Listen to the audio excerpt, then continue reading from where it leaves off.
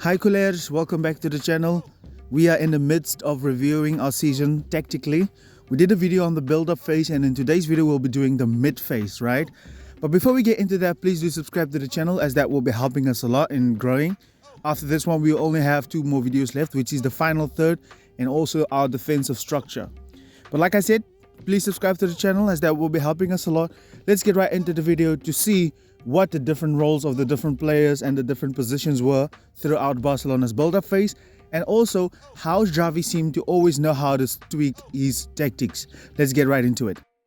As the team progressed up the field, Barca seemed to move into this 3-2-5 formation, which we see also at Manchester City and Arsenal in particular.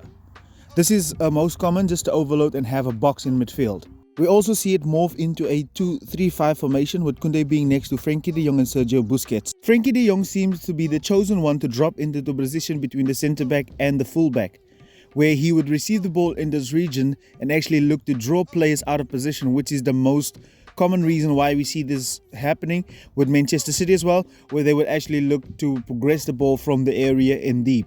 Now, Gundogan in Manchester City's Kevin De Bruyne is actually very good at doing this as well. Now, if these players would actually sit back and stay in their positions, this could also cause problems, as Frenkie de Jong is the one who can dribble around you, but also mainly forming diamonds where they could look to progress the ball between each other. This is also a very good way to draw the opposition to one side and actually overload to isolate, and also this is very good in triangles, and this is Barcelona DNA at its best. However, Busquets on the other hand only ever have to drop in between the centre backs to progress, but that rarely ever happens. He normally stays to link the defense and the free aids to each other, and that's all he ever has to do. We often see that he finds himself in a pocket where he could actually be safe and nobody is marking him mainly. But let's see how Xavi incorporated his free aids into his system this season in the mid phase. Let's get right into Pedri and Gavi's position. When Frenkie de Jong dropped into the position right over here between the centre backs to be able to receive the ball, it was mainly Pedri who was taking his place as a second pivot, because Pedri's ball carrying and ball retention and press resistance is actually much better than Gavi's. We also saw that made Gavi to be like a lone roaming number 10, and I personally think that if he gets a hold of this position, he's going to cause a lot of damage for teams in the future. He just needs to familiarize himself. Rafinha also dropped into the midfield in order to get all the team to play on one side. Now, this is a common theme for Barcelona to overload to isolate, where Koundé actually had to be like an overlapping winger to get around in these regions and get past the fullback and actually be the one keeping the width. But in Xavi's mind, in order for Koundé to play here would make Barcelona defensively vulnerable, because there was no one defending his wing. So there was a different route that Xavi was able to go and identify to get this. That is where Frenkie de Jong would actually receive the ball and then give the ball straight to Gavi in the half space.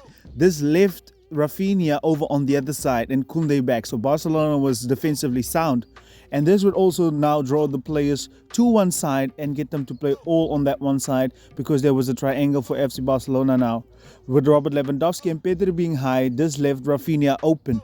And if this was Dembele for most of the season, Barcelona would have scored a lot more goals and beat teams a lot bigger margins. Unfortunately, that wasn't possible. And kudos to Rafinha, who saw that he could run inside and invert and run between the fullback and the centre-back in order to get on the ball. Because I think Rafinha knew that he's not very decent in one-on-one situations. I think we can all remember the goal against Osasuna that he scored, where he received the ball from Frenkie de Jong in that region. So that was really good for Rafinha as well. In the midphase, he has been very helpful. But Robert Lewandowski also had a role to play and a contribution in the midphase, which was very, very important and slipped by people this season. So let's take a look. He mainly tried to do the false 9, getting the ball straight from Ter Stegen, and now Barcelona's midfield 4 actually became a midfield 5, which became like a pentagon, and this overloaded the midfield even more. However, what was good from Lewandowski is the fact that he laid off the ball into the free aids, into the half spaces, and then he would actually attack the box and actually attack the goal, where he would make the runs into the box. Now, this is good work from this number 9 of FC Barcelona to actually be able to do this and give your team options. if the team was pressed high. Robert Lewandowski even came over into the half space where if Pedri had to drop, he would go onto the centre back to tie up the centre back and actually perform a diamond or a triangle, in order to overload this one side. But unfortunately, we didn't see anybody attacking the space that was left by Lewandowski. For this tactic, we actually need a Ferran Torres or an Ansu Fati to actually run into that space over there. Because of the caliber of Lewandowski that we have, that actually made defenders defend a lot more narrow on him, especially the two centre backs. Now, this would leave half spaces open for the Frees to attack, but this brought the whole backline narrow. But unfortunately, in my opinion, we do not have any good wingers that could attack the space, aside from Dembele, of course, but we know he was injured for half of the season. If we would actually have great wingers like Kingsley Coman, Kylian Mbappe and all of those guys, this would have been a great tactic to have. And we also saw that Gavi actually went up in the half space and he made underlapping runs because of the presence of Lewandowski. We saw this in the Supercopa final where he scored against Real Madrid, and we saw a lot of times that he was on the right side from Rafinha receiving the ball and then crossing. Even Sergio Roberto's goal against Real Madrid where he made underlapping runs as well. Gavi also played like a second striker along with Ferran Torres in order to keep the back line on one side and narrow, where Rafinha would actually receive the ball much more wide open. And this means to me that Xavi actually wanted to make Rafinha's job a little easier, where he would attack the byline in order to get the ball into good crossing positions. Now, in my opinion, I think that next season, we're going to have a lot better crossing and a lot more better game from Rafinha as he would improve his game. And I think this mid phase has been Rafinha's place to play because he's really good at it. But let me know down in the comment section, what do you think about Barcelona's mid phase or the tactics that was discussed about the involved players who had a great role to play in Barcelona's build-up?